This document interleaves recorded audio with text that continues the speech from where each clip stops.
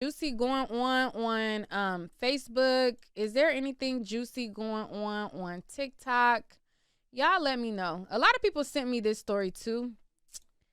Um and a lot of times, like, y'all send me these stories and I do like juicy stories, but this to me, sometimes I don't know if the people are trolling, just looking for a moment to go viral, cuz some stuff is just obviously posted for attention.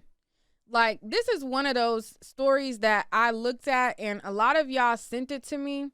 And it's like, I like juicy stories, but I don't be liking the stuff that it's like, it's so obvious that you searching for attention that it turns me off to even report it, you know? Um, but let's read through. So a girl posted a picture of a 22-year-old man and her as a 5-year-old. And she is saying, my baby Fava and I. In honor of Halloween coming up, I was dead 5 years old, and now the N is my baby daddy. Woo. He always been nasty, but the N nastier now. You know you a nasty N if you 22 and touching on a 5-year-old. So she's claiming that her baby father now is a man who was touching her at 22. And I know that things can be stranger than fiction, and real life often times is stranger. And I'm not denying the possibility of a sick man messing with a girl from 5 to baby daddy status. It's just how this was written was clearly to me for attention. I just feel like it was clearly for attention. Not saying that it can't happen, not saying that, it's not a real story, but anybody on the internet with any common iota of a brain knows that it is definitely foul for a 22-year-old to be touching a 5-year-old. So if you sitting on here bragging saying, yeah, he was touching me when I was 5, now I'm his baby mama, and it's clearly for attention. Okay.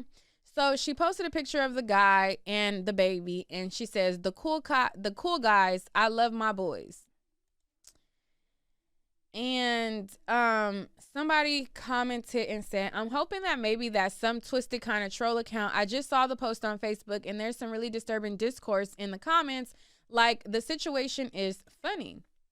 It's not common for a SA victim to fall in love with their abusers, especially if it started when the victim was younger.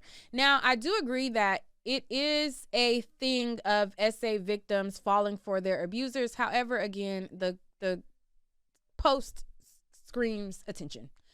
Somebody says, speaking of this type of ish, my aunt used to get touched by her stepdad, and later she ended up marrying him and having kids. So he's technically my grandpa, and auntie X ish is wild. Okay. And I know sick stuff be going on, but child, ain't nobody writing about it in a bragging manner. Like, they know that ish is not cool, even if they partaking in it. It low-key just sounds like she's exposing him in a sarcastic manner, but I don't know.